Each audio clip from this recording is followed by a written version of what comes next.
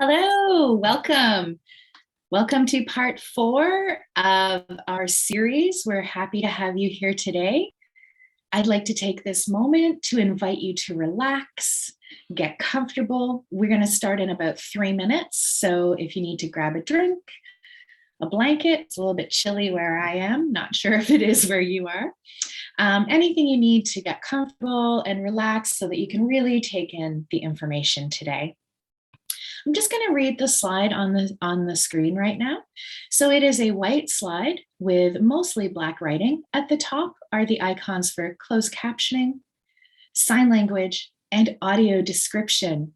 At the top right-hand corner is a lock that is open with a heart inside, and in blue it says enabling change. Back to the right, in blue, programming part 1, and underneath it says little d/D deaf or hard of hearing, and blind or partially sighted accessibility. And then that's repeated in French. To the right of that writing are the pictures of our 4 presenters today: Courage Bacchus, Kat Germain, Leah Riddel, and Brooke Woboditsch. And underneath are the logos of our partners involved in today's presentation: Orchestras Canada, Ontario Presents, Réseau Ontario, and of course our funding was provided by the Government of Ontario. I'd just like to take a second to introduce you to today's interpreters.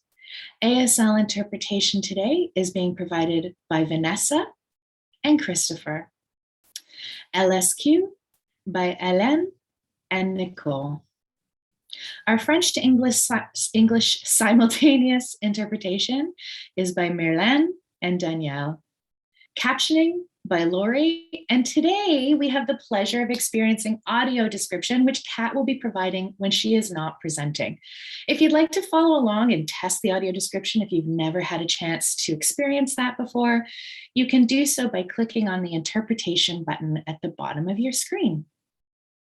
We have about 1 minute until we're going to get started. So again, please keep yourselves, get yourselves relaxed, do whatever you need to do.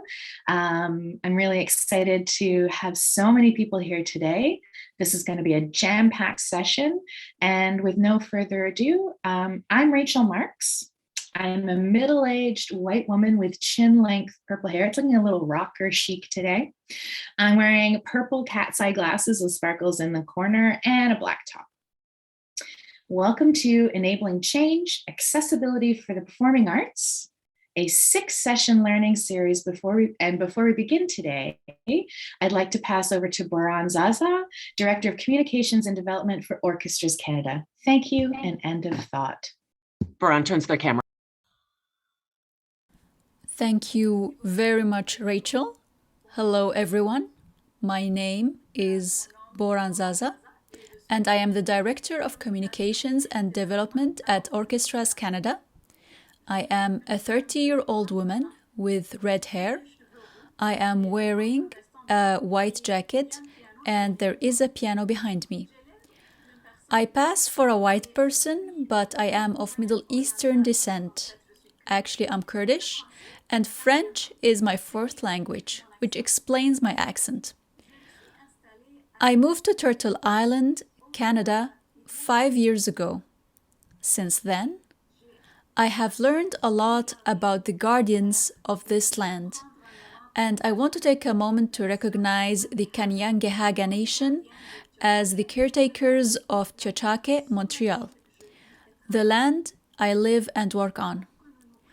As we prepare to learn together, I invite you to take a moment of reflection to consider the people on the traditional lands where you live and work, and to consider your own role in fostering good relationships with the long-term guardians of these lands.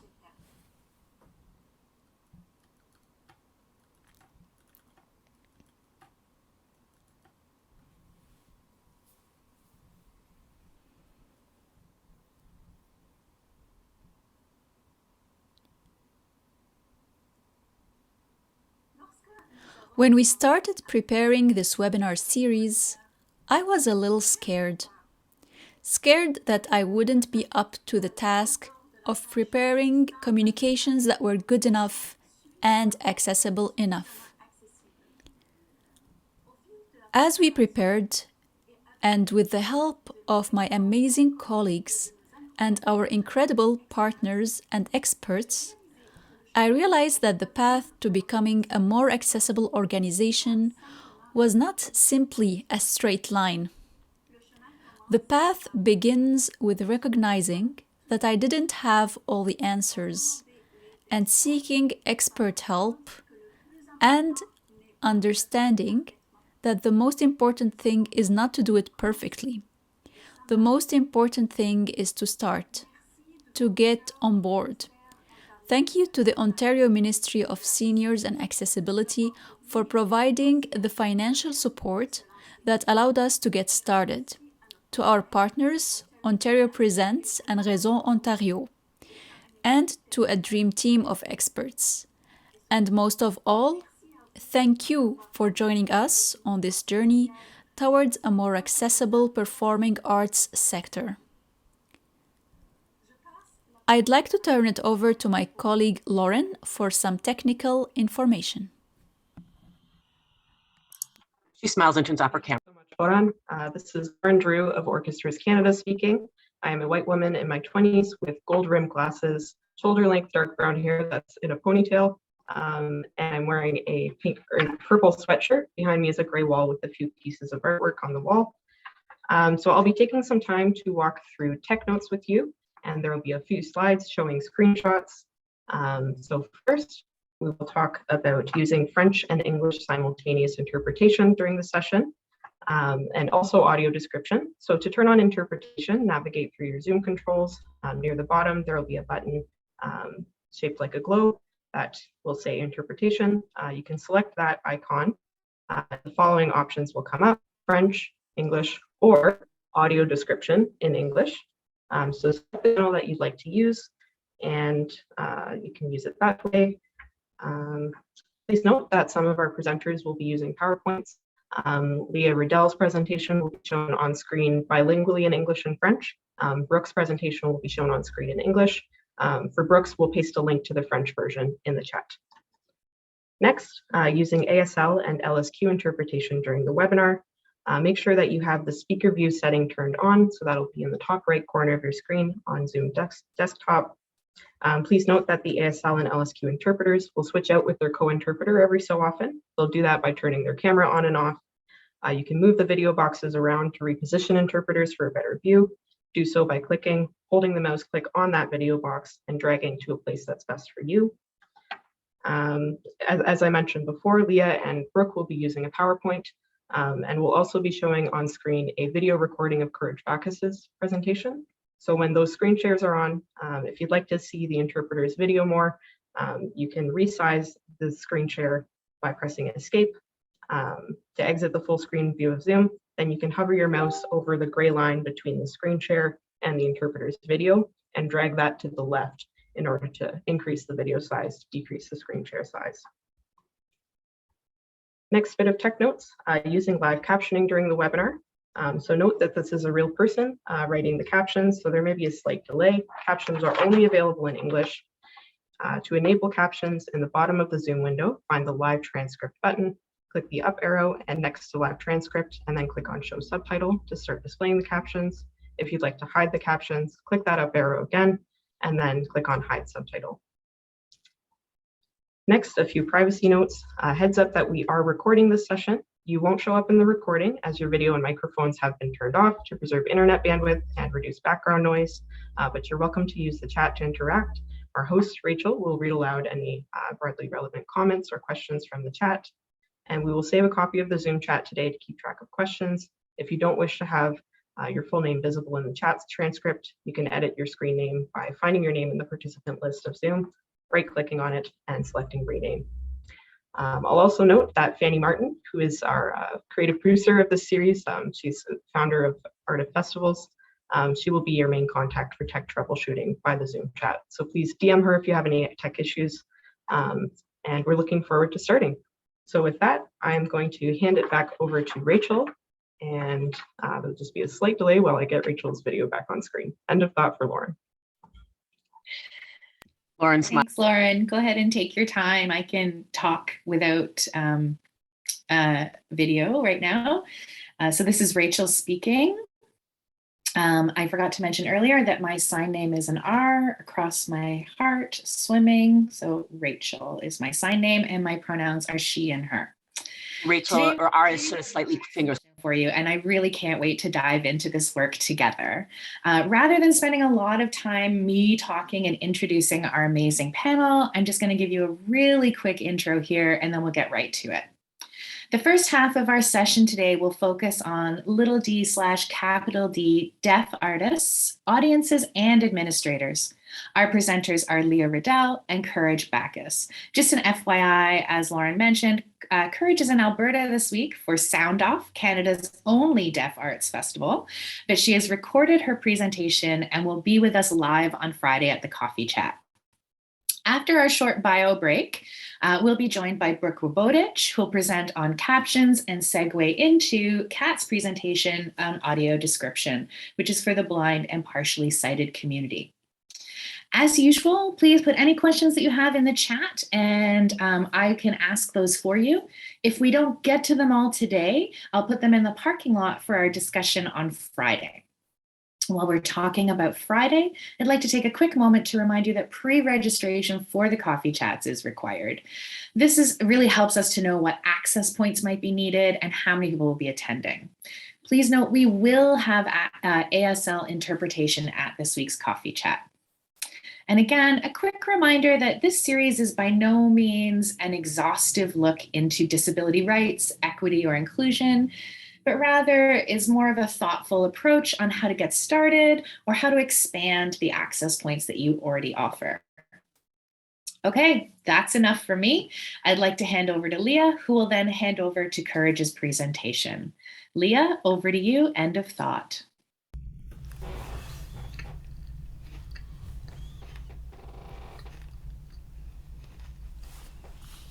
A few of the windows flick back and forth. Christopher, one of the interpreters, the English interpreters, clears his throat, takes a sip of water. Leah on the bottom right on my side. Already? Okay. Hello, everybody. My name is Leah Riddel. I am a white woman wearing a blue collared shirt or blue collared sweater. And I have brown hair with a little bit of silver lining. I'm in my 40s. And I have a gray background. Chris speaks Leah's sign. So, I set up a company called Signable Vision Incorporated, and the concept of this is to provide accessibility training for individuals who are looking to be more inclusive or an inclusive workspace for those who are deaf, autistic, and several different people who have communication diversities.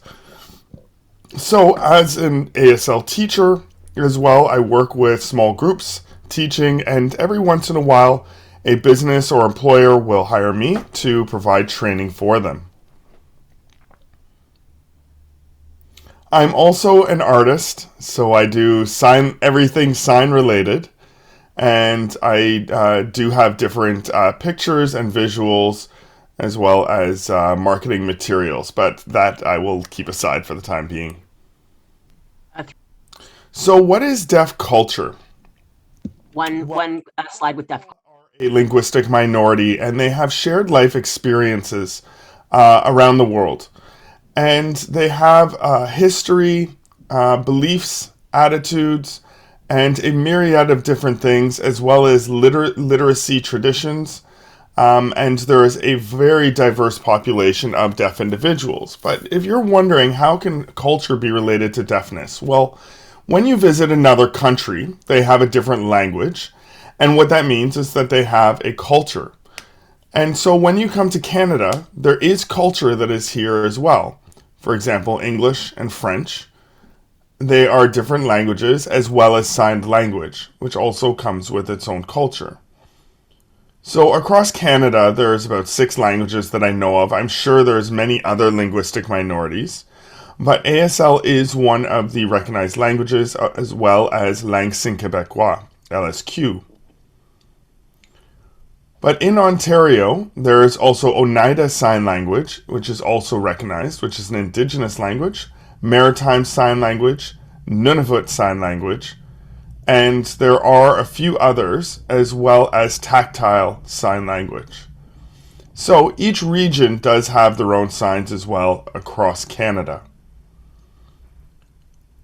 So if you're thinking about what the official language is, you can know that whatever the official language is in each region, there is a signed language that goes with that. And there is many benefits to learning sign language in case you are interested, and especially learning it from a young age.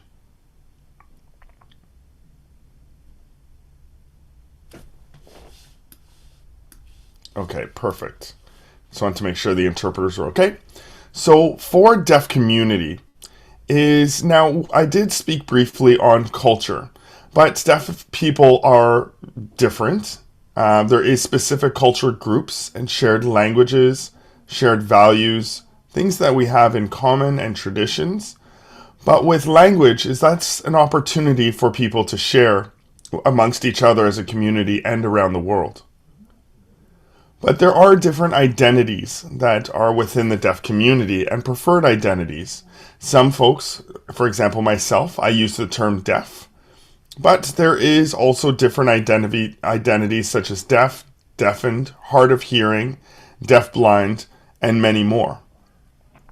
So when I say deaf, that does come with a few things that I don't really need to mention all of them because it will take quite some time. But for identity that's a personal choice. People choose their own identity, and that's what they tell other people that they identify with. So sometimes it's like how we ask what people's preferred pronouns are, as well as family members. So some are in the deaf family, some socialize with deaf folks, some are interpreters, some are people who are involved in the deaf community in different capacities, but understand the cultural expectations. But with the deaf community, I identify as a deaf person, and therefore I can include myself in certain communities, and there is common knowledge that is shared amongst us, as well as empathy that is shared amongst us because of our lived experiences. And that does vary across different folks. Some deaf people went to mainstream schools, others went to residential schools. But they would all have a shared language of sign language.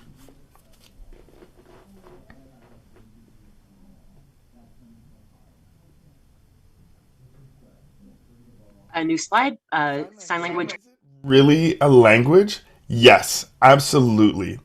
It does have the grammatical features, the compare and contrast, it has tone, it has the use of hand shapes, it has body positioning that is used, movement and motion, and as well as facial grammar.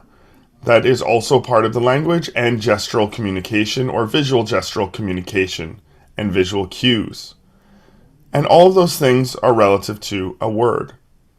As you explore languages in different places, you'll see fluency. And fluency, of course, comes from a long line of practicing and understanding the language and the etymology of the language.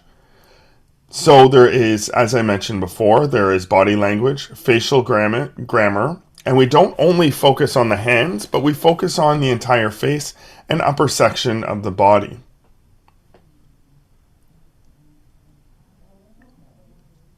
Now, sign language is very different from spoken English. And as well, French and LSQ are separate from one another. But some of the features of language include rules, pronunciation, articulation, noun-verb agreement. And different languages have different approaches to these things. And have different functions. For example, how a question is asked, how comments are made in contrast to a question, perhaps. But these are some of the features of ASL. So, for example, if somebody is asking a question, they might raise their voice. To use tone in a spoken or verbal language, they would use a change in tone to pose a question. So in sign language, what is used in replacement of tone is using the eyebrows. So you might see a furrowed brow as a WH question and perhaps leaning in slightly, and that is to show the feature of a question. And so you can see when communicating with a deaf individual is the actual question would be posed last in the comment. It's the same as other languages have different approaches to how people express themselves, and which is the same as sign, how it has variations in how it's expressed. And a sign that we use is accent on the hand, which represents people who have different lived experiences or from different regions would have a signed accent, the same as people have a verbal accent. There is also a rhythm to sign language and to pronunciation, as well as slang. These are features that are included in sign language. There's also things like age. Other factors include age, gender, perhaps ethnic diversity would impact the type of language that you use.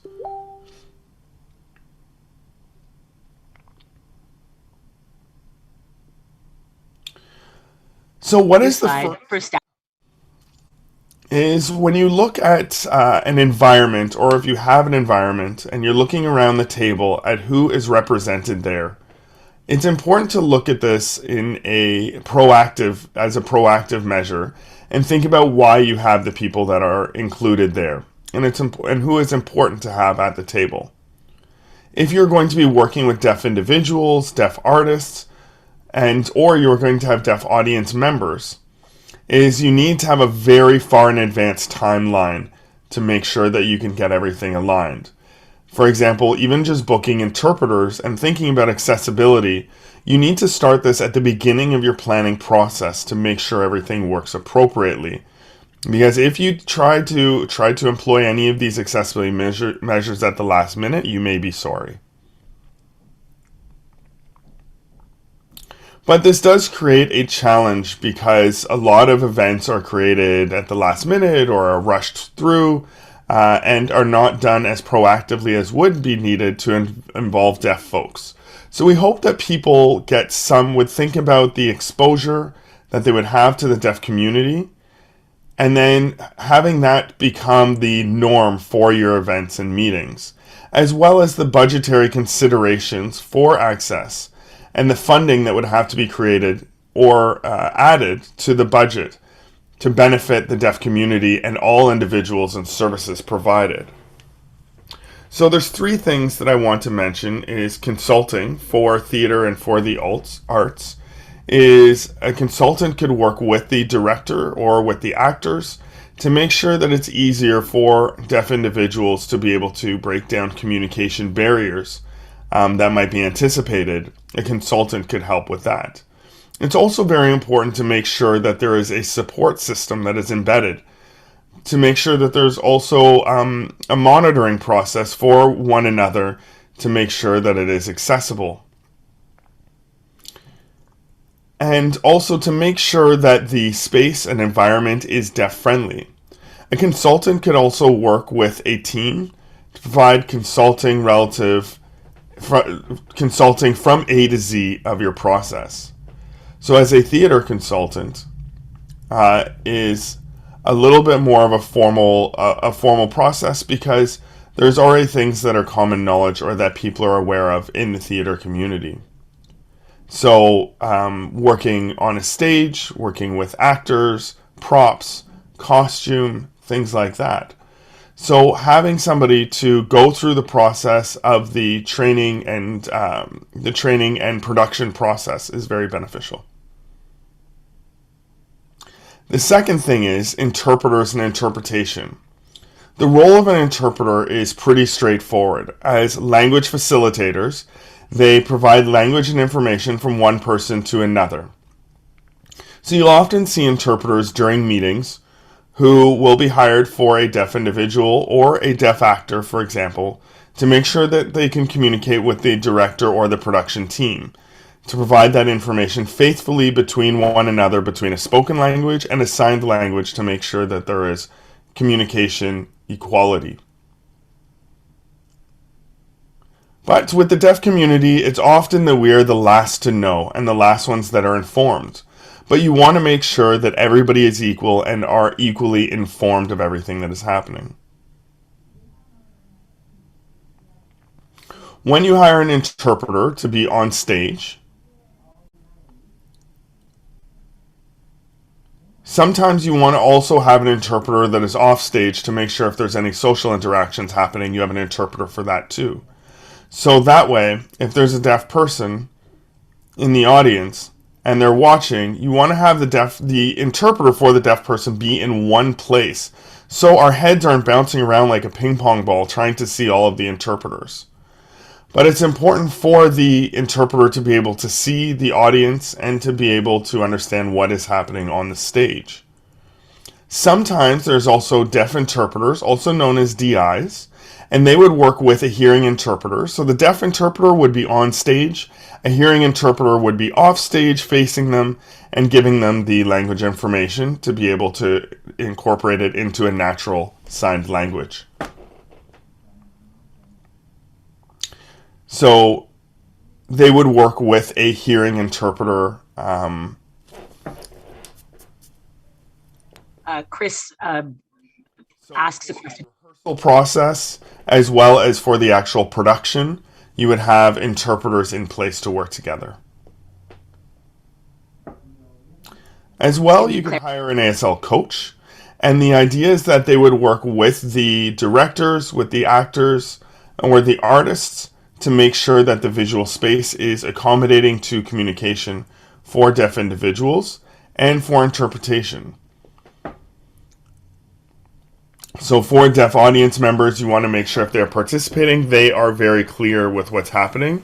And they can also provide feedback, grammar notes, and provide their experience during the process of the production creation. But depending on the size of the production, that is what would be pre-established with the ASL coach to see what their role would be exactly. But the coach would also look at the ASL dialect and make sure that all the information that is being put out is clear. So I am only giving you the surface of this. It can go much more in depth if you would like to know more information. It's also important to have community partners through the audition process as you're casting to make sure that deaf folks can be involved.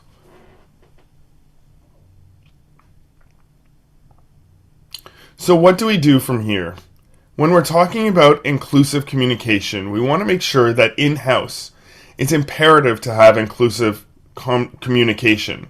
Because if somebody was to come in and there is ASL provided on the stage, well, what happens when a deaf person arrives in the house from the box office to the seat?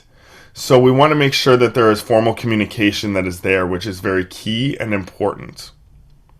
As well, perhaps learning basic signed language to be able to interact with staff and with guests that would be coming to your event.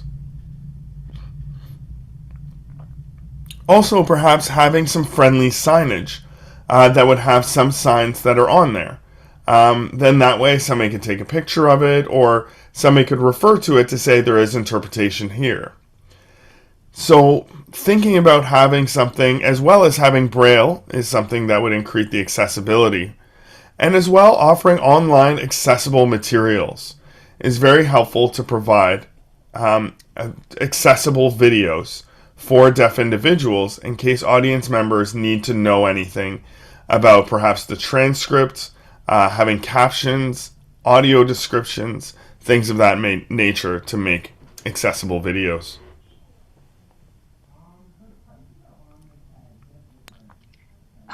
New slide, sound site. 5 senses, how we process information is through the different senses.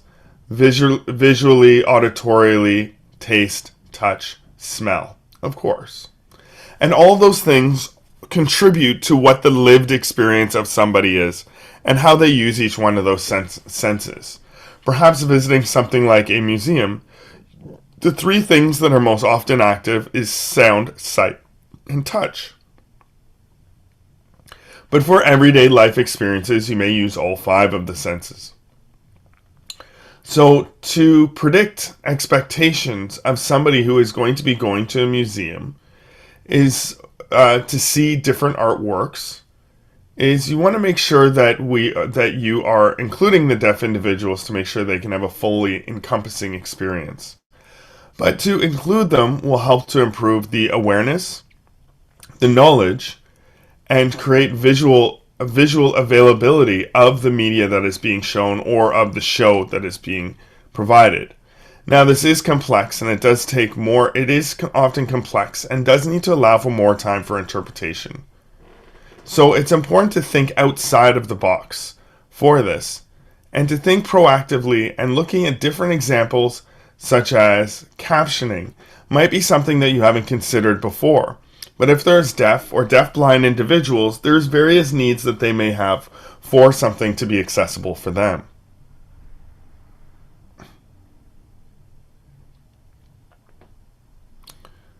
Leah, thanks, Christopher, for asking questions. When the COVID outbreak happened, you saw that there was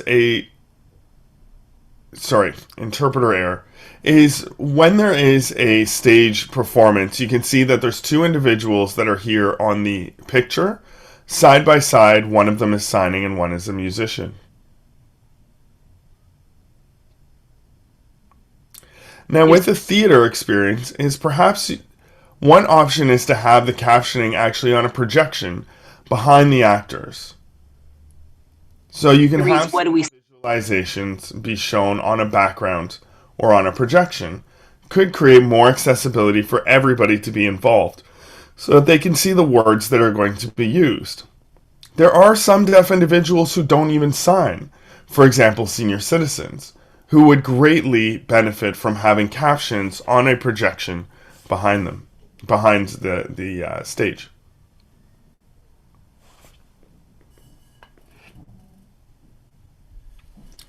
Now, this is an Indigenous woman who is doing a performance in her native language by using drums.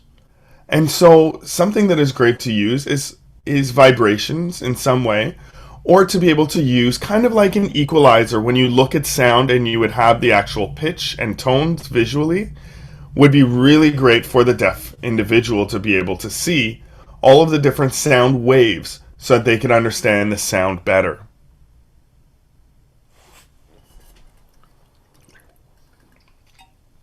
Now, another option is to have an interpreter that is right at the front of the stage to be able to sign all the music and songs that are there, which is very common.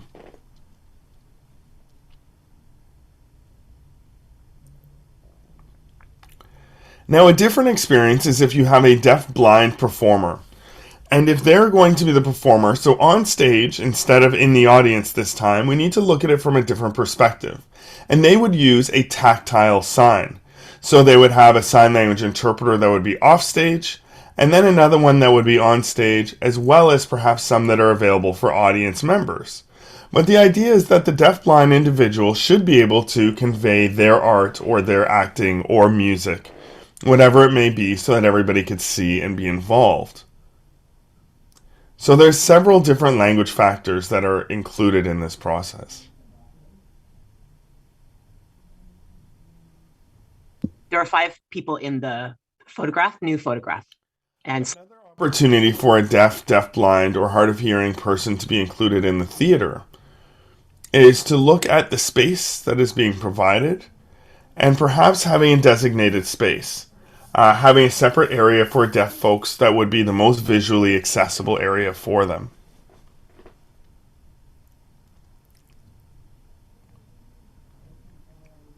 a person plays Scottish percussionist named Evelyn Glennie. And she is somebody who plays barefoot, often during her live performances. And so when you try to think about how deaf individuals could enjoy that presentation or that performance, how would we feel the music same as you would in an orchestra? How would deaf individuals be able to enjoy that experience through vibrations?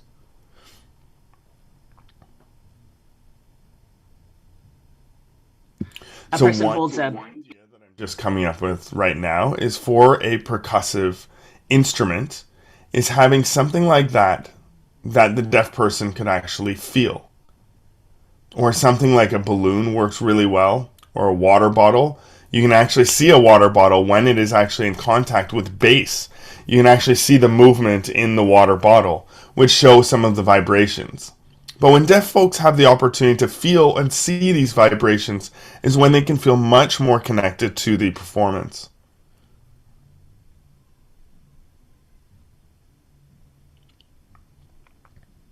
new slide. Another option is an emotive vest or a sub pack. So there are deaf dancers who use things like this, which is a pack that allows a deaf person to be able to feel the music that is being played and could have that completely surrounding their body to be able to enjoy that vibration experience. And these are different things that can benefit many different individuals, not only deaf individuals.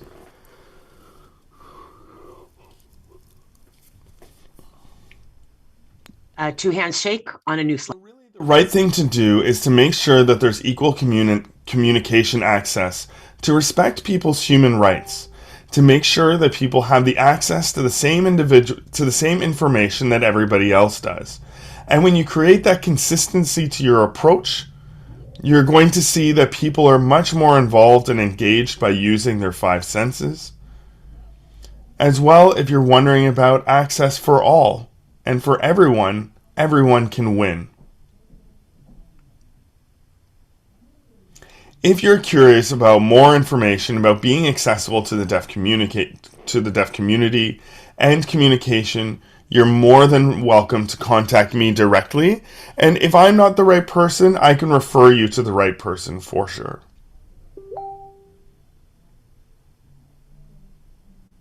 So I thank you all so kindly for your attention and for watching my presentation.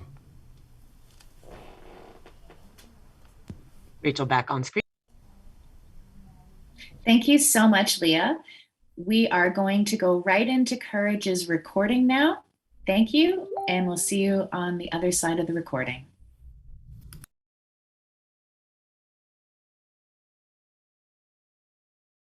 The interpreters, all four, are on screen to have disappeared. Christopher and Helen. I presumably await for the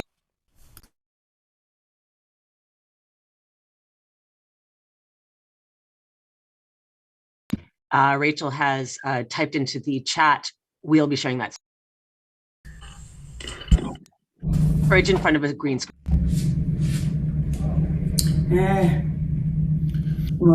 So, I would like to recognize the land, the Indigenous nation that we're on.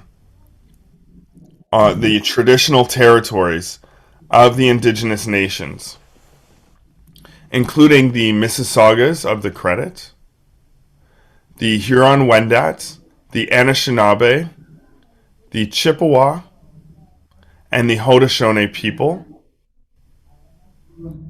and this is home to many diverse nations, including the Inuit and the Métis people. And I recognize that Turtle Island is Treaty 13, and we are on Treaty 13 land, and I acknowledge this land. Now I want to introduce myself. My name is Courage Bacchus, and my preferred sign is Courage. And I identify as a black queer woman. My background is green. And I'm wearing a white headband. I have short black hair, as well as a white shirt. And on the shirt on the left, there's somebody with their hand over an open eye. And on the right is a hand over a closed eye. That's the image that's on my shirt. As I mentioned before, my nickname or preferred name is Courage. And that is because of my lived experience growing up in different groups, the deaf community and the hearing community, as well as the deaf LGBTQ2S plus communities. Often I was the only black woman in a lot of situations, and I grew up in a Guyanese black family where I was the only deaf person. It wasn't until I was a deaf Olympian that I was really recognized. And as well, relative to Black Lives Matter, this is something that had a profound effect on me and on my personal journey and my approach to colonization as it exists today, and the barriers that that creates, and how to break down barriers for deaf people to create more access and value for all IBPOC individuals, and as well as non-IBPOC individuals. For everybody, it's important to create access. Because across Canada, specific to the arts community, everybody of various diverse backgrounds is included in that. Now, what does access for the deaf community need? Some of the important things are actually in your signage, in your advertising, having captioning provided, and having diverse individuals that are involved in your process. Because diverse individuals don't need to only be in black theaters, but need to be in all theaters. And this is the importance of diversity in everyday performances. Not only the theater, but there's also Indigenous theaters, and there is different cultural theaters as well.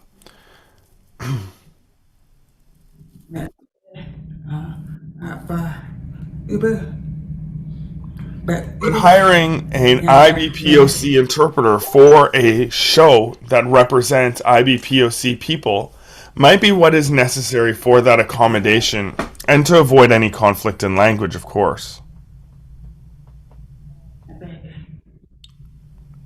I've been to theater festivals before where I was only seeing white actors, and I was not seeing black people represented on the stage, even though the audience may have been diverse. But to have white individuals or white deaf interpreters telling black stories might mean that they're missing on some of those contextual clues that are important for a performance. So it's important to be authentic, to be honest, and to be professional about accommodations, to make sure that you're avoiding any conflict or conflict of interest. Because if you have black audience members, to have a white interpreter may not represent a black individual well. So this is a consideration to start with, and this is something that you may encounter if you have a deaf consultant from the beginning of the script stage, from the stage of the script and onwards through the production. But we want to make sure that the interpreters are representative of what the production is.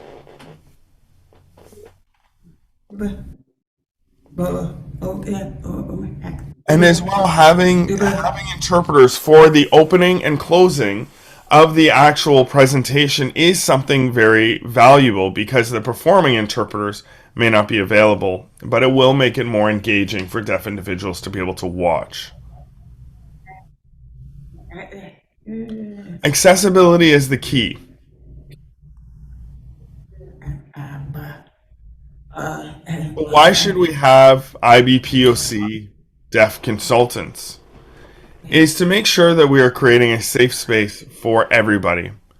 And as well, for the interpreting process as well, to be able to do some script analysis, understand the language being used, and to represent that in American Sign Language, or if necessary, a different international sign language. But creating before an event happens, is even having ASL advertisements, is a very wise idea. And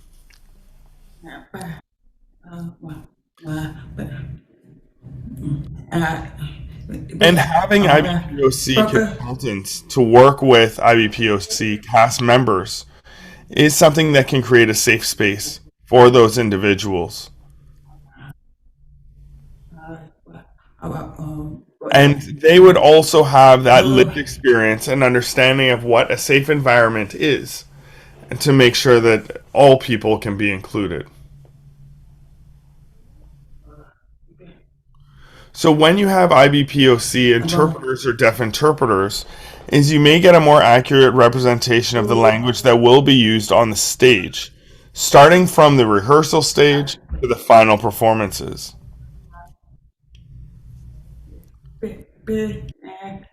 Often what I see as common practice is the interpreters or the deaf consultants would be brought in for the middle of the process or just for the ending in the performance. But I strongly suggest having these deaf consultants or interpreters involved from the very beginning of the process. So again, from A to Z.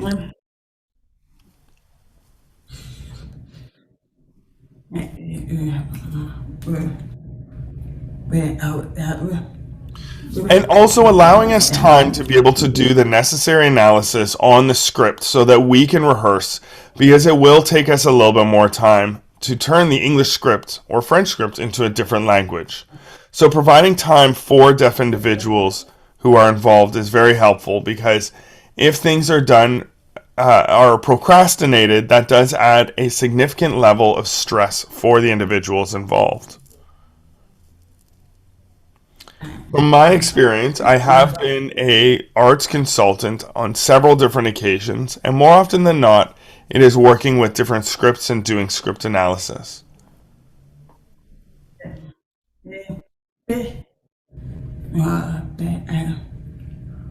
So often, many organizations want to proactively hire a team, but they do so too late, or they don't have the budget that is necessary for it because they didn't prepare at the beginning of the production to see how much budget would be necessary for this. So hiring an interpreter only, but hiring an interpreter to be in for the script analysis stage is something that is very important to consider, as well as booking the interpreters as far in advance as possible.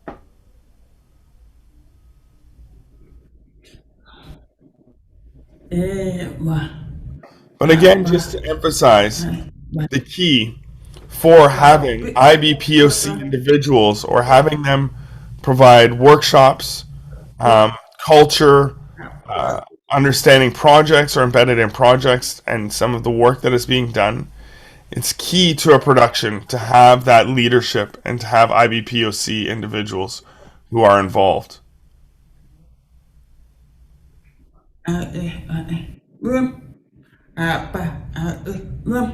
If there's different groups of IBPOC actors who are working together, it's nice to be able to have the opportunity or the forum to be able to discuss with one another what some of the language choices may be, and to have some of those shared experiences. A great idea during the rehearsal process is to have rehearsals be able to be recorded. And as I know that during COVID-19, it wasn't always easy because we weren't in person. But as we start to transition back to in person, having a performance video recorded, then having it captioned, is a great idea. And that way, or even to have it recorded, captioned, and to have an interpreter sign it, that way a deaf interpreter who might be working on this project would be able to start their rehearsal process too. So it's important to be able to also be able to ask the relevant questions about some of the script or some of the language in the script to make sure that there is a clear representation of the language, and to make sure where the story is going to go and the goals of the story.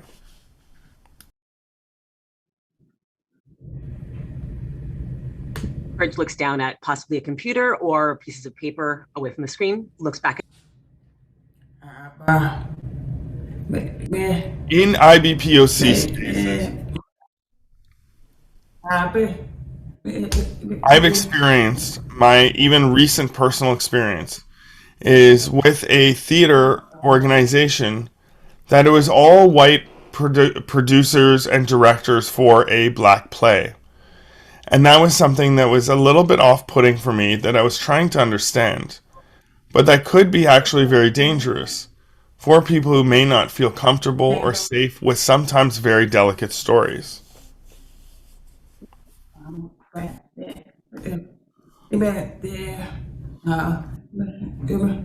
Also, to be able to hire the appropriate interpreters as well, interpreters that are going to be able to represent that play. For example, Black interpreters for Black theater shows, or often IBPOC individuals for IBPOC shows.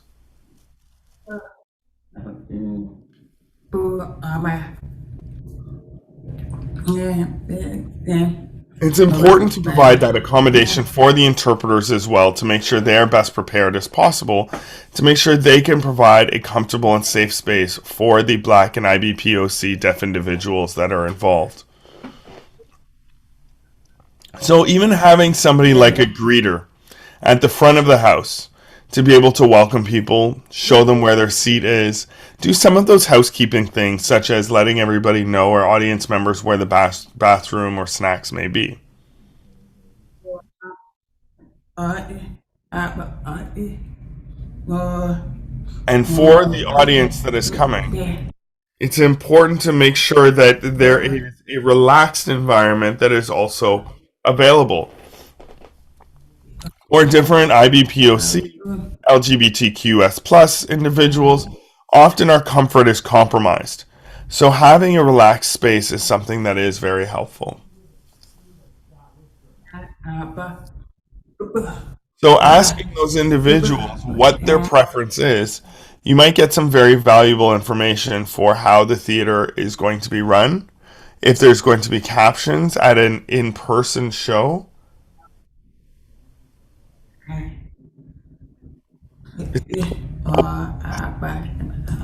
And creating these individuals to be able to have access to the environment. Bridge looks down away from the screen, looks back.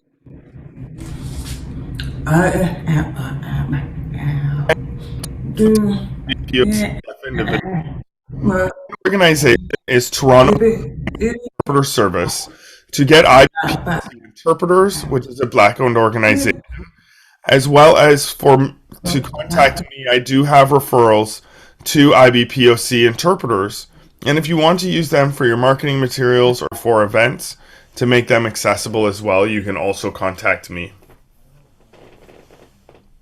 In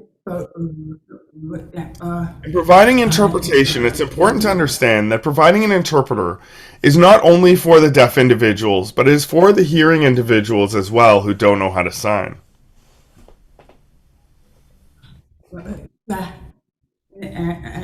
If you check the Toronto Sign Language Interpreter website, which you'll find at tslis.ca,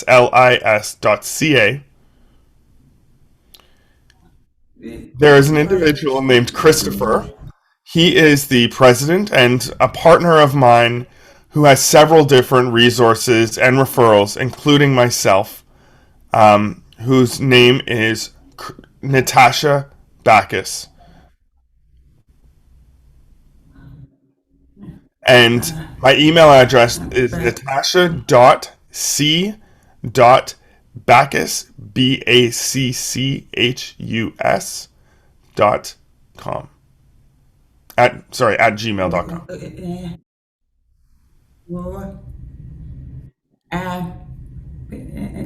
Now, American Sign Language is not the only language that deaf individuals use. There is also Black Sign Language. And when we're looking at a script that might be about a Black story, something that is much more effective is to use Black Sign Language for that interpretation of the story, to make sure that we are representing that information accurately. Perhaps we're talking about an African experience, the African diaspora of Black individuals. There is signs which you could hire a coach or an ASL or Black ASL coach for the rehearsals, but not only for the final rehearsal, the dress rehearsal and performance, but from A to Z of the production. But if you're, depending on what your project is, will also determine what type of representation you should have and who you should hire on your team. So I suggest that if you are applying for grants, make sure that in this grant proposal you're including what some of the money will be allocated to, if it's going to be for IBPOC actors, interpreters, deaf interpreters, also IBPOC sign coaches, for each one of those four things. So when you do receive the grant, if you are successful, is then you're ready to have the budget for individuals and for deaf individuals to be included and interpreters from A to Z to have a successful production. Now, I have been a professional artist since 2019, and I have partnered with Black Lives Matter Canada, and I do work as a consultant as well. So I can also help with some of the granting processes. So as a sign coach, as an actor, as an IBPOC interpreter, and an IBPOC deaf interpreter. These are some of the considerations that should be had.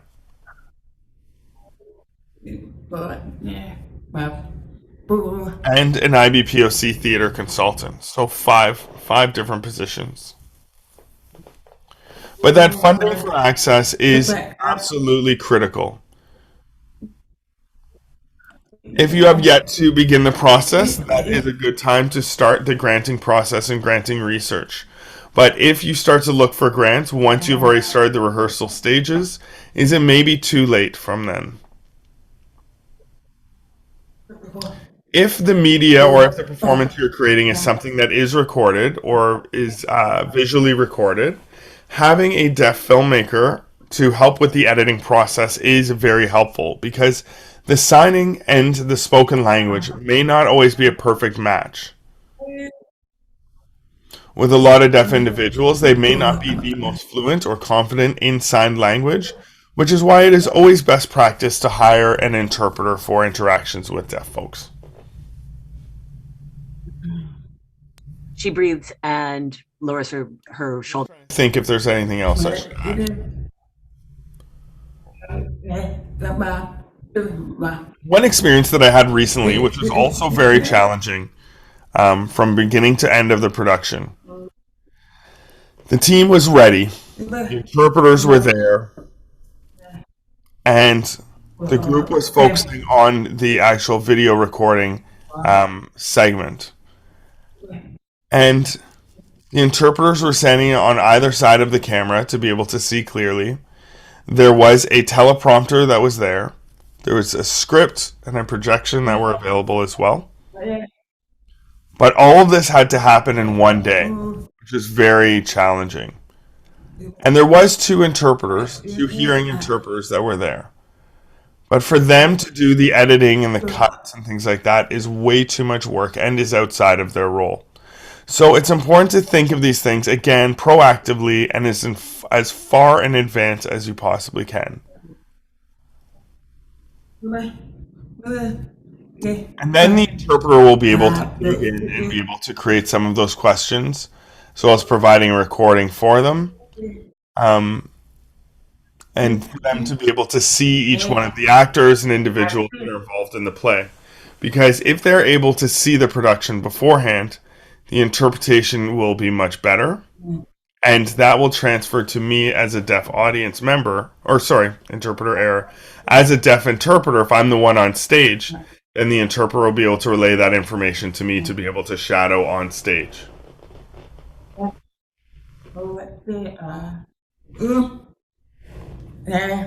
As well as having projections and captioning, or even having sign language is very helpful as well. So depending on whose role it is to do the tech, that is something that you would want to arrange with the tech individual as far in advance as possible. And as well, make sure that the appropriate budget is allotted for this to make sure that it's a smooth process. We want to make sure there's as few complexities as possible and it's as easy to make your event as accessible for the deaf community as possible. And to make sure that you are working through the script with the deaf individuals, you give yourself time, and it's important to have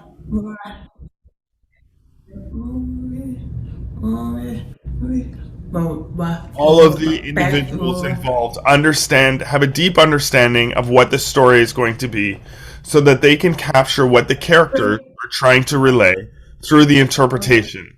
Because if the goal of your show is to inspire, well, an interpreter that's not prepared isn't going to be able to convey the tone the same way. So I believe that on stage it would be really nice to be able to see interpreters that match the actors, and that would be really beautiful. Thank you very much for listening to my expression, to my presentation, and if you would like to contact me further, you can contact me at natasha.c.bacchus@gmail.com if you need a deaf interpreter, a consultant, or a coach, as well as somebody to help with marketing materials or advocacy in the deaf or LGBTQ community. Thank you. She smiles. She turns off her camera. The interpreters are the four spaces. Courage for your presentation. Thank you, Christopher, for the interpretation. We're going to take a break right now. We're going to actually take 7 minutes, if that's okay. So we'll see you back here at 2:40. Thank you, everyone. 2:40.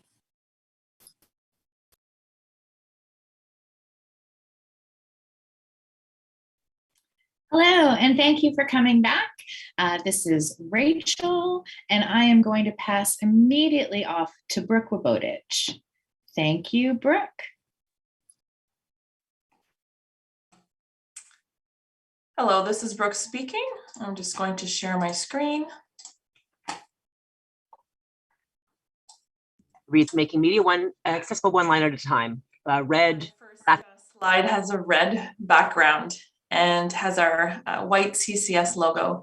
And the text says making media accessible one line at a time, the trusted source for captioning and descriptive video. My name is Brooke Woboditsch. I am an Indigenous Anishinaabe mixed settler woman with white skin, green eyes, and this month I have brown hair. My pronouns are she, her, hers. I do not have any disabilities, and I am the owner of CCS. Welcome everyone, welcome back after the break. Ani. Ani is an Anishinaabe greeting, which is often used as a way of saying hello. The actual meaning is, I see your light. My current home and the home of CCS, also known as Closed Caption Services, is in Kingston, Ontario. The First Peoples of Kingston referred to this area as Cataraqui. The history is complex and demonstrates the shifting of multiple Indigenous groups over time, mainly consisting of the Haudenosaunee, Anishinaabe, and Huron-Wendat peoples. The present Cataraqui Kingston Indigenous communities represent the area's Anishinaabe and Haudenosaunee roots. There are numerous other Indigenous peoples from other nations, as well as Métis and Inuit living in the area. CCS is short for Closed Caption Services. It is a business that began in the 1990s by my father, Larry Gavin, as a live broadcast captioning company. I have worked with the company since its inception and have worked my way up from video transcriber to general manager, and am now the president, CEO, and sole shareholder. My vision is to build better accessibility in media. Since my time as president, we have expanded the company with a focus on digital accessibility and are known for providing high-quality accessibility services for live and pre-recorded content with closed captioning, communication access in real-time translation, or CART, described video, transcription, and translation. We provide our services to broadcasters, producers, educators, governments, production houses, festivals, and more. We have recently launched a training division where we are able to train accessibility professionals both in-house or for other organizations.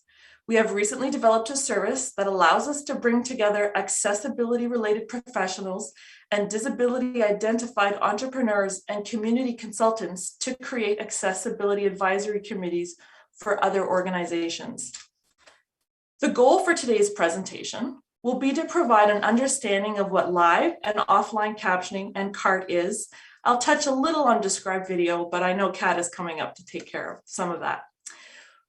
Who benefits from these services, how these services align with current compliance regulations, understanding quality for live events, workflow considerations, and how to engage and book service providers in a way that will set you up for success. The next group of slides are basic with white backdrops with black text and our CCS logo. We're going to start with some definitions. So communication access in real-time translation, also known as CART. It is a live speech-to-text translation for events, conferences, and meetings. CART transmissions can be displayed on computers, digital devices, monitors, projectors, and can benefit all participants. Now you can have CART on-site or you can do it remotely. On-site is where a CART provider, who is usually a professionally accredited stenographer, where the live transcription is projected onto an overhead screen or sent to an individual's laptops and or personal devices. Remote CART, much like what we are doing today, involves both the CART writer and the participants to log on to a virtual platform or a website that carries the CART transmission. It can be referred to as open or closed captioning. So real-time closed captioning, similar to CART, to remote CART, is typically the term used for real-time captioning for live news, sports, entertainment, so in a broadcast setting, as well as events, webinars, and live internet feeds, streaming using qualified professional captioners. Now, the difference between closed captioning and open captioning. Closed captioning is when the viewer has the ability to turn the captions on or off.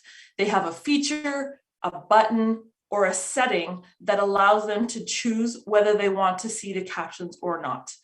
Open caption is when the captions are embedded into the video and there is no choice whether the captions are on or off. They're part of the video. Open captioning is useful in a few settings, but for example, some people are using it in social media. When a platform does not have captioning enabled, they can put up an open captioning version so that the captions are there for everyone. Offline or post-production captions are basically captions to a video that are not in a live setting. So whether it is a video is pre-recorded or in the broadcast world, we call it post-production. A transcript is created and then it is time coded in a special captioning software. And described video can also be referred to as audio description, is a service that provides the visual description, usually in the form of narration, which provides the information about key visual elements in a media work for the benefit of the blind, low vision, and partially sighted community members.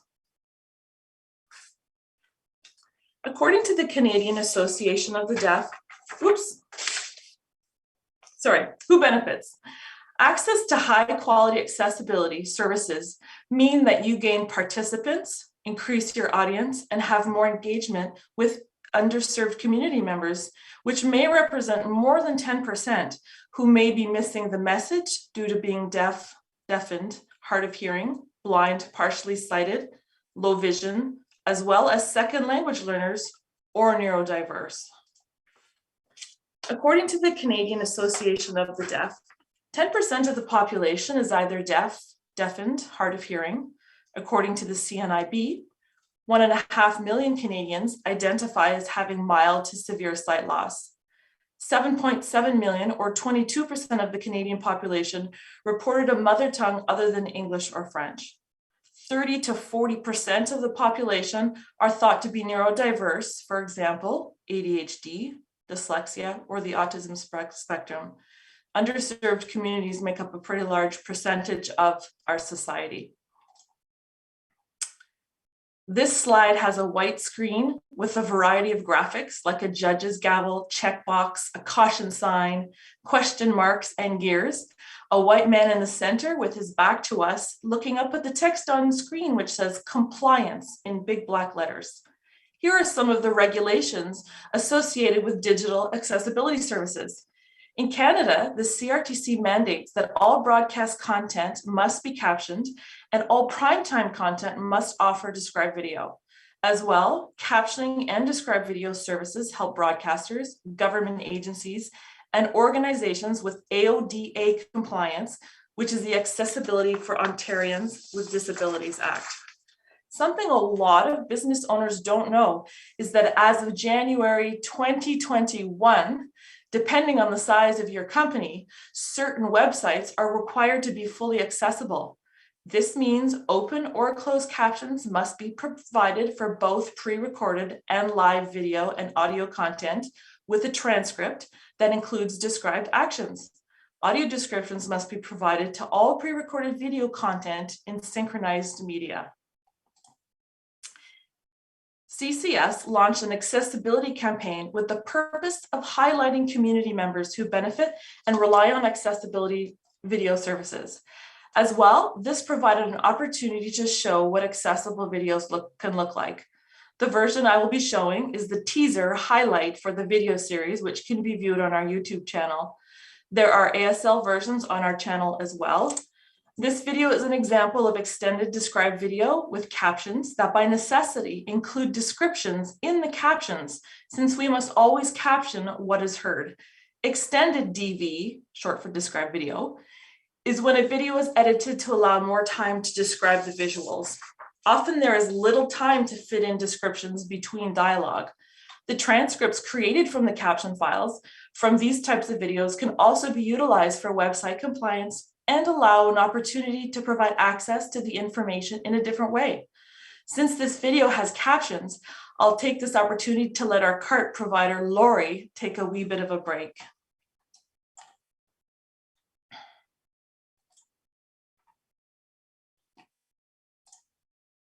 This screen and introduction were added to the original video for description users. The black screen features the CCS logo. This promo features 5 people who use accessibility services. The view switches between solo interviews and the interviewees going about their daily routines. They are all in their 20s to 40s and have slim to average builds. In order of appearance, Norman is a black man, Ali is a white woman, Brendan and Kevin are white men, and Leah is a white deaf woman who signs. The voice for Leah is a narrator. My name is Norman Senimana. I'm Ali O'Hearn. I'm Brendan. My name is Kevin Coffey. Hi, I'm Leah Riddel. Kevin. I was tested with ADD when I was 10 years of age. Ali. I'm an educational assistant. I help support students with very diverse needs. Brendan. I kind of first discovered I had an issue with my vision in early high school when I couldn't read the chalkboard. Norman. Communication for me is the backbone of life. English as a language is also as diverse as we are as a people. Leah. I rely on services like closed captioning, ASL, and interpreters to be able to connect and participate in my community. When those are not present or are offered only as an afterthought, it can be a very isolating feeling. Brendan. I can't really figure out why my vision is deteriorating. It makes it hard to plan your life. Kevin. I learned at a young age that I didn't really retain reading very well. I could read a book 14 times. I'd be like, who was the main character? Bill? Ali. Communication skills is one of the most important things of my job. Brendan. If accessibility was built into apps and digital devices as a starting point rather than an afterthought, I guess it would make my life a lot easier. Norman. If you can be able to communicate with everyone, then closed captioning is going to be part and parcel of probably how we live our lives in the future. Leah. It's not simply about making deaf and hard of hearing people's lives better, though it definitely would. It's for everyone. When there's access for all, everyone wins. Black screen, white writing. The world is a better place when media is accessible. Black and white logo. The letters CCS are surrounded by a speech bubble. Below reads, making media accessible.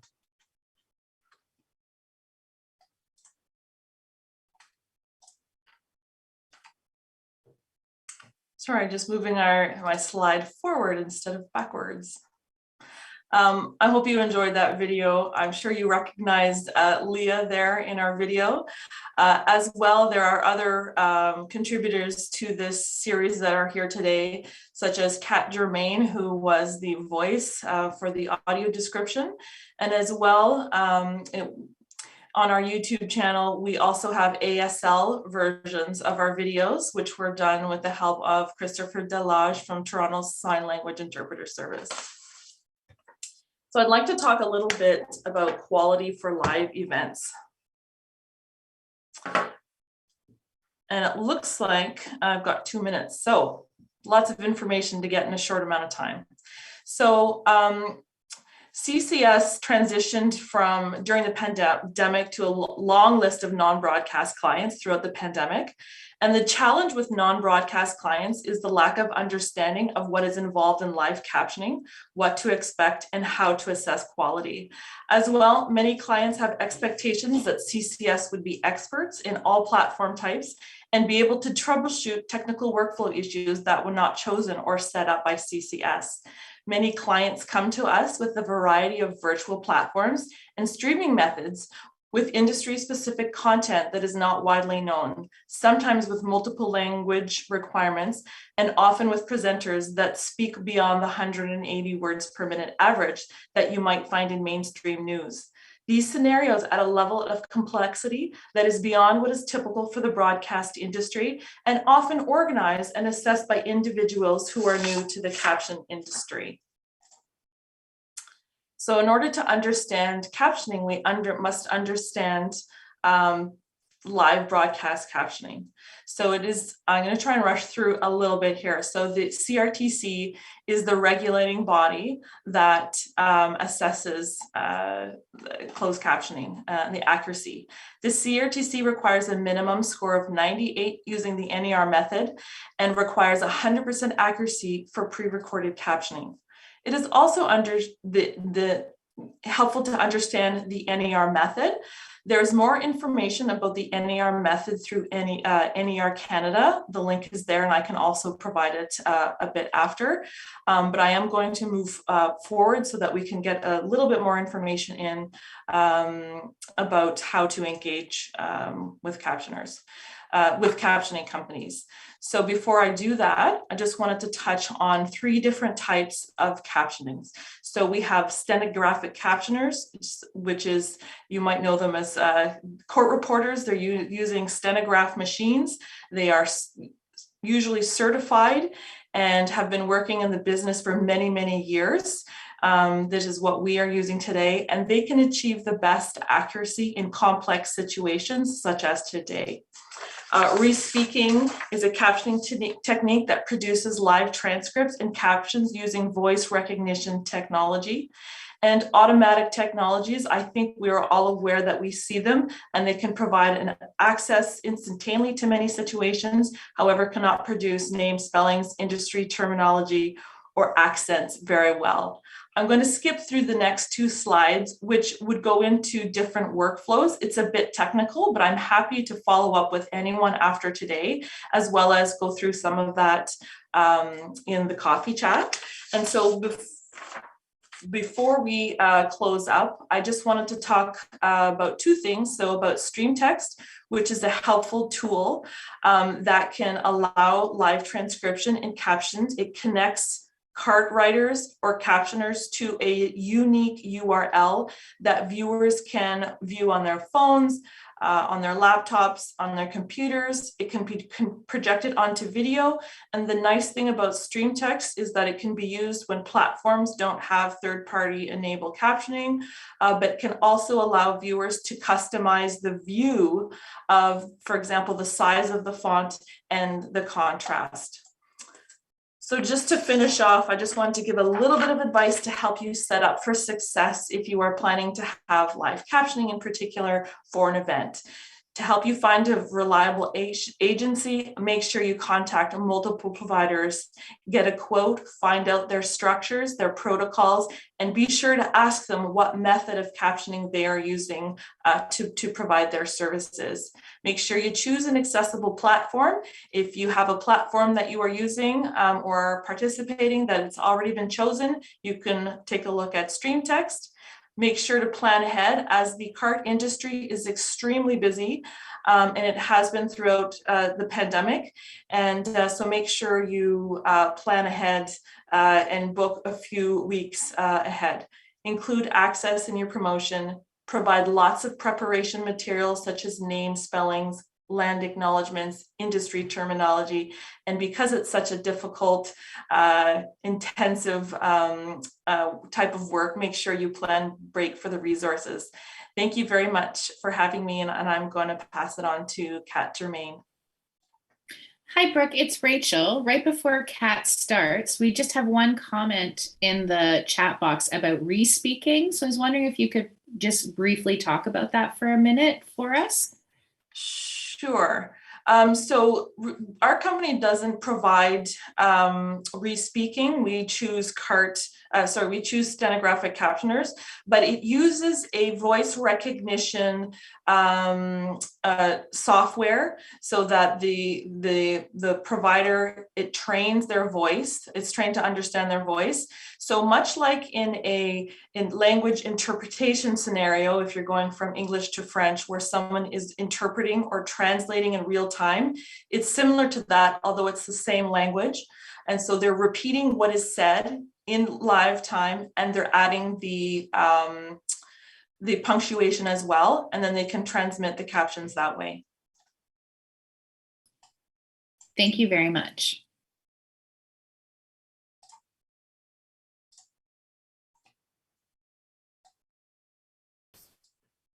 And we will pass over to Kat. Thank you, Brooke.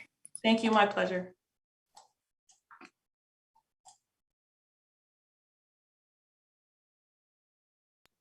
I will do a slight check. Can people hear me? Just because I was on a different channel there. Okay, I'm going to say yes, because I see Chris and Nicole signing. So hi, everybody. My name is Kat Germain. I'm a white woman with probably no immediately identifiable disabilities. I'm going to slow down. Sorry, interpreters. Most people put me in my mid-30s. I have long brown hair with a side part. I wear a moss green sweater.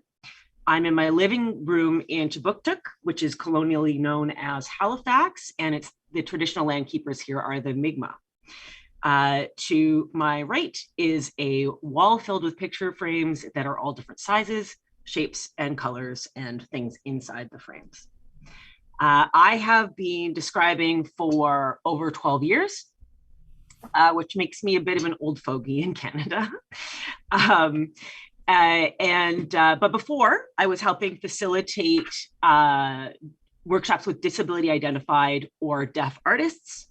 I'm a qualified teacher and sometimes work with the Toronto District School Board in usually, air quotes, intensive support classrooms, which is what they are called in Toronto.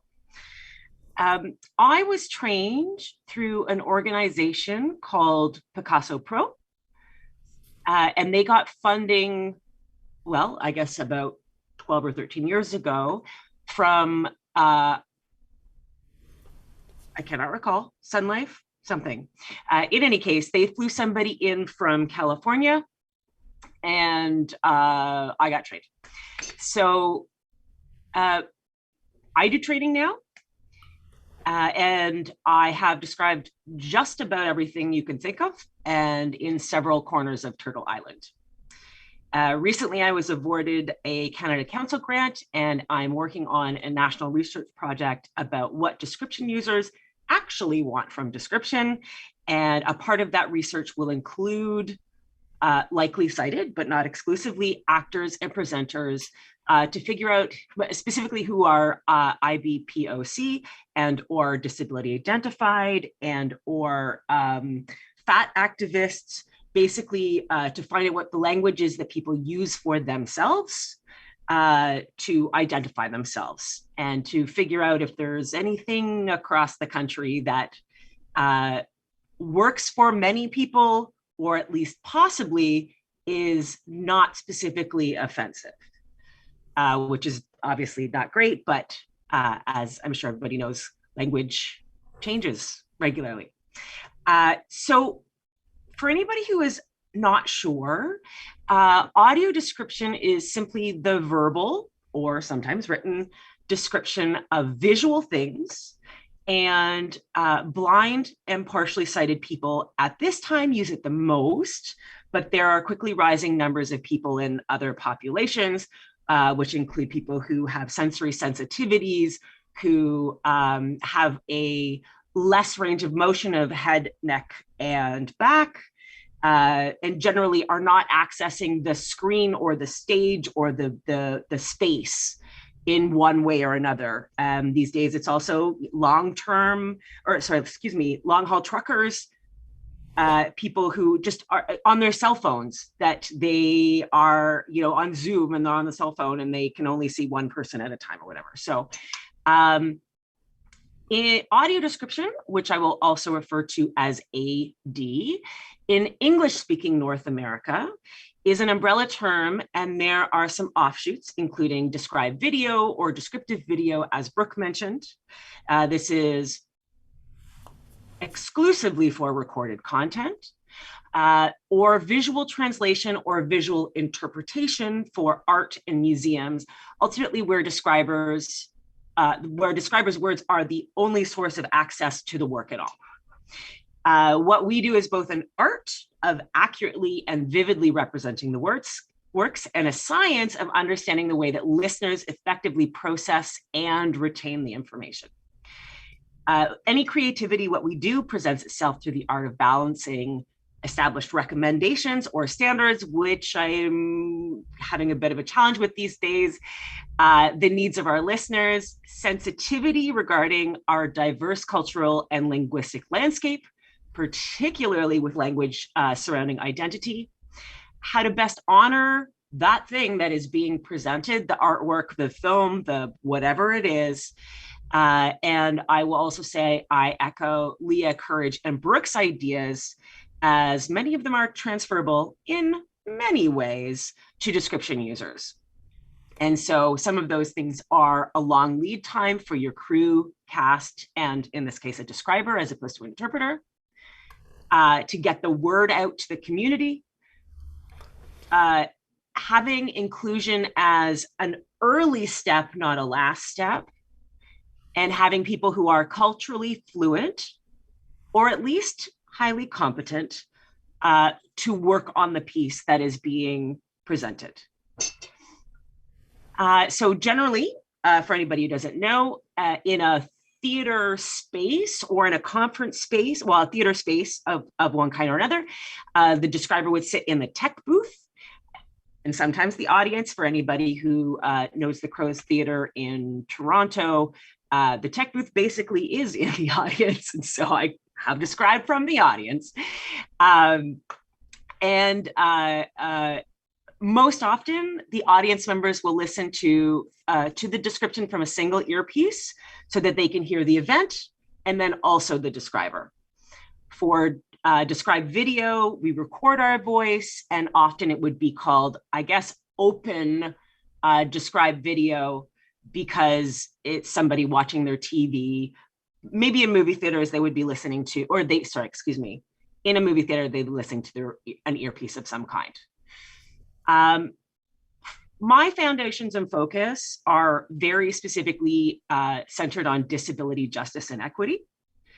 I very much welcome and possibly insist that if you are interested in offering description, you hire one or more people from the population that uses it.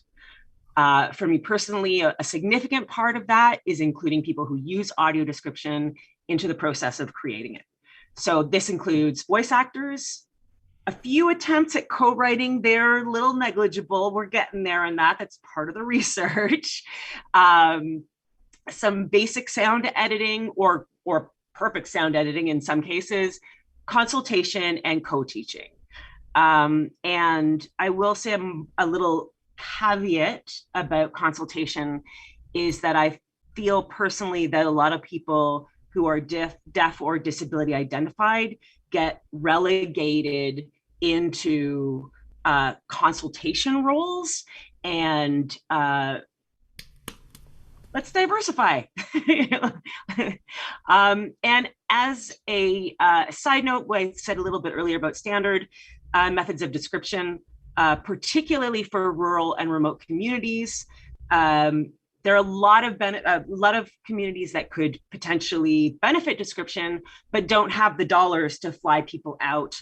And so my big goal these days is start somewhere. And for anybody who's been following this series, Christina McMullen did, from my perspective, a lovely presentation on marketing and media, and basically just like, you can have all of the things in the world, but if you can't reach your people to come to the theater, all of the ASL description, the cart, the audio description, all of those things are not going to be that helpful. So a little on that lines of getting the word out, you are going to have to research your community. I highly recommend searching for folks who are leaders and possibly rabble rousers. They will help you figure out how to reach the audio description users in your community and figure out how they get their news. How do they get their information of what's going on? From my experience, there's been a lot of people who have just sort of had this, if we build it, they will come, without consideration of, well, wait a minute, you have not really invited us or acknowledged our existence into your space for a long time. Why do we come now? I don't know the space. I don't know what you're offering. And in a few cases, it was like the theater or whomever was offering a show that was right at the same time as like a conference, for example. So speaking to the community members are hugely important to figure all of that out. And again, that goes back to not adding the access at the end point, it's at the beginning, and figuring out what those days or dates are, or times as well, because many people prefer to be in the light. So, you know, if it's a daytime show, it might be better, just because some people have a little bit of sight, and it just makes them feel or a little more comfortable in the daytime as opposed to the night. Pay people fairly. Pay people to audit your space. Pay them to train your staff, and or reach out to a describer to co-teach or to support the description user. Emergency preparedness. This is one that is a giant thing for me. Please consider an exit plan for specifically people who are blind or partially sighted. I am regularly in mostly theaters, but not exclusively, when I ask what their plan is, and their response is like, oh, like an usher will come and get them. And do the ushers know where everybody's sitting in the audience, for example? Do they know how to guide? Do they, you know, we'd all like to think that we're all like lovely people and nobody's going to get left behind, but just please, please, please consider that. Signage is another one. There needs to be a way for people to know what the signage is. And, you know, if there are gunshots or, sorry, I'm pausing right now, flicking my fingers ahead. This is my audio description part of me. Strobe lights? Right now. Strobe light, yes, thank you. That's Chris speaking, helping the describer out by being like strobe lights. I don't think I mentioned this, but we say blind or partially sighted because there are many people who have some sight. So strobe lights can be challenging for them. And along those lines too, just let people know what they're in for. If you cannot afford to have a describer who has been trained, then let them know it's going to be whomever it is, and they're going to try it out. And there will be some people from the community who are like, cool, let's see how that goes. And some people will be like, absolutely not, there's no way I want to do that whatsoever. And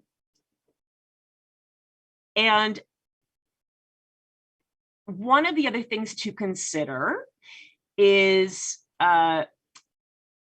it's not exactly what I do, but because I have many friends in the blind and partially sighted community, I have ended up learning more about being essentially a personal support worker. That is not our actual job at all. So if you have people who you are inviting to your space who are workers, volunteers, artists, there will need to be people around. Sorry, that's, I don't mean to be so like air quote standard about that. I recommend that there are people around who have some experience around people who don't see or don't see very well, or who use audio description in another way.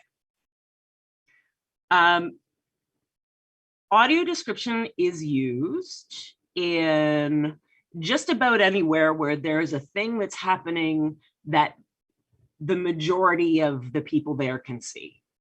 And so I do a lot, I actually do quite a lot of conferences.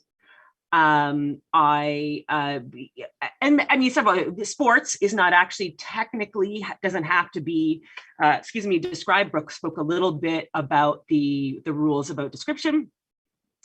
But people, there is a cultural undercurrent that when things are not described, people don't get. And so I would say that's probably the same as well with the deaf community. I have a friend of mine, who runs the Sound Off Festival, and he just kind of zoned out for a bit. And I was like, oh, do you get it? And he's like, oh, I just kind of didn't get it. And I feel like that's something that's a real culturally significant thing of when people just have to kind of get by. And I am hopeful that we will work together to make it more than that, of like, it's not just somebody getting by. It's like, oh, I'm getting a whole bunch of the same things, the cultural references that everybody else is around me.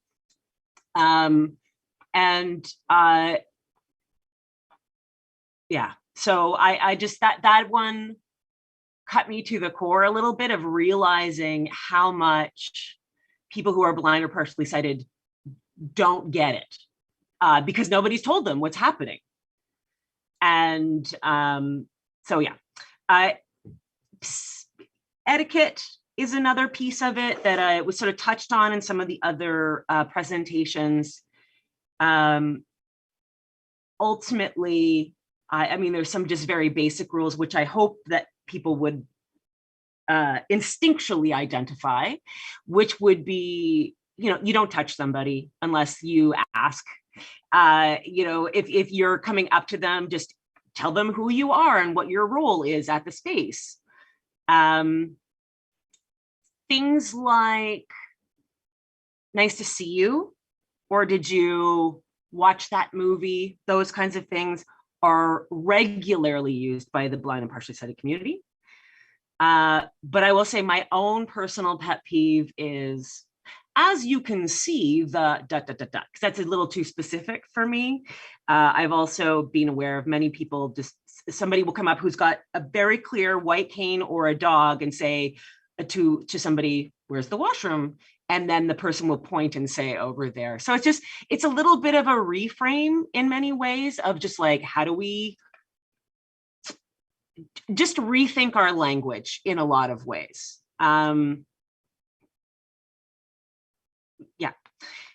So I also feel that it's I said this a little bit earlier, that the there's a lot of importance of start somewhere. So maybe you read your program, if you have a program, or your conference schedule, or your whatever it may be, out loud, just into your phone, and you post it online. You know, like that is a very inexpensive way to just start somewhere. Just start somewhere. And it's going to take you a while to find the people that are possibly interested in listening to description around you. And my request is please be patient. For a group of people who has been largely ignored in the arts in many, many ways for many, many years, there's trust that needs to be built. And so part of that trust is finding somebody who trusts you, who uses description, building the trust with them, and then hopefully they can help you make some inroads into the community. And of course, I mean, for me personally, if I went into a new building, it takes me a while, for me who is ocular dependent, to scan my surroundings and try and figure out what's what. And I get that fairly immediate access. Whereas of course, if somebody is blind or partially sighted, they do not. So working to offer that information ahead of time, working with people in the community, it's going to build that trust. Which is a bunch as well, I would say, what sort of Leah and I think Courage in particular spoke about. I heard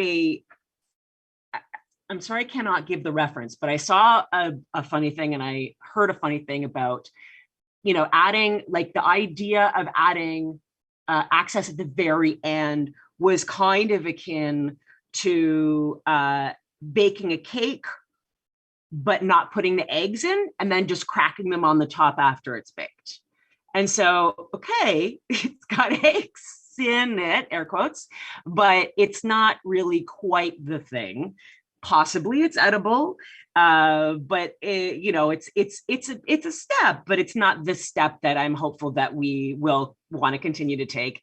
And then the other one, actually, this might have been you, Rachel, talking about the difference between, I don't drive personally, but having a G1 driver's license versus having a full, I don't even know what they're called, a full driver's license. And so, you know, you can have a lot of help if you're on your G1, you need somebody in the car, you can only drive at certain times, but I'm hopeful that we are all working towards it being, you know, you just have your license and you go where you want. So I don't think we're there yet. And what we do as specialists and service providers, it's not cheap, because what we also do is very complicated in many times. And so, you know, when I'm doing a show, I am essentially producing a smaller production that runs in tandem with whatever you're doing. So I'm the producer, I'm usually the coordinator and or production manager. We're looking for a location for either recording or where the person is going to be set up. We've got voice actors, script writers, dramaturgy, consultation, and then audience feedback as well. So those things don't take a day or two. And they're not $100 either, you know, because I do, and so do my colleagues for the most part, pay people fairly for their time and pay them for their lived experience, whatever that is. So, yeah, I'm going to stop there, Rachel, in case anyone has any questions or anything. Thanks, Kat. And hey, thanks for referencing my driver's license. I'll just say, it's when you have credit where it's due. I will pay you later, because I do believe in paying fairly. So yeah. I was just saying, when you have your beginner's license, this is what access is. You get to go places, you have freedom, but someone always has to be with you. You can't go out at night, and you can't go on the highway. Whereas inclusion is like having your full driver's license. You can go where you want, when you want, with who you want, or without who you want. So yeah, so thanks, Kat. I love that you shared that. Thank you. Okay, so I just wanted to say thank you, Kat. Thank you, Leah and Brooke and Courage. Today's presentations were amazing. So for me, the three biggest takeaways from today were safety, creating a safe space, trust, building trust. So just because you offer access right away doesn't mean the community is going to come right away. You have to build that sense of trust with the community that you're servicing. And then inclusion of that community right from the very beginning, and inclusion of access points right from the beginning of your planning process, including when you're writing those grants. Put it in your budget. And if you don't know what it is, you've got a lot of great experts and specialists on this series that you can reach out to get quotes on services and find out more. But again, safety, trust, and inclusion are my three takeaways. What are yours? I invite you to think about that, to maybe put some in the chat. We've had a very great chat going on today, a lot of excellent back and forth. Please feel free to, add to the chat if you would like, or if not, think about the information that we heard today and just allow yourself to sit in that for a few days and think about it before our coffee chat on Friday.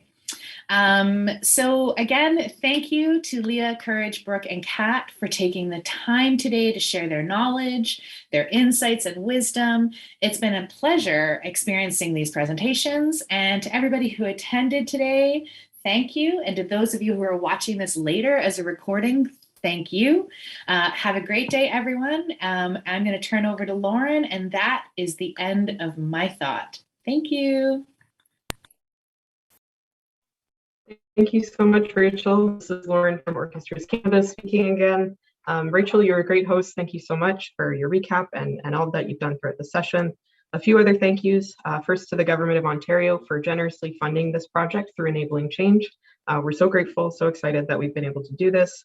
Leah, Courage, Brooke, Kat for your amazing expertise. Our art service organization partners, Ontario Presents and Réseau Ontario. My colleague Boran Zaza for her welcome today. All of my colleagues behind the scenes, including Fanny, Boran, Trisha, Rachel, everyone in the prep, Madeline Smith, who helped with the communications as well. All of our interpreters today with ASL, LSQ, French, English, captioning, and audio description from Kat, who also presented, and everyone attending. So please share your feedback in the survey that my colleague Trisha has posted in the chat. There's also a QR code on the screen right now for folks who can use that on their phones. We'll send copies of slides and links to any resources via email. We've recorded in English and French. Those will be up on the YouTube channel in the next few days, and we'll also email that to you. You'll also receive some visuals and text to participate in a Tell a Friend campaign. Our next session coming up is on April 19th, and that'll be a presentation on both revisiting disability justice, just based on some of the adjustments in the program, and then also talking more about programming accessibility, specifically for mobility access. So we hope to see you there. We also hope to see you at the coffee chat this Friday. Link to sign up for that is in the chat. And please do sign up in advance just so we know if there's any access points. Thank you so much, everyone. Take good care. End of thought, end of session. Thank you.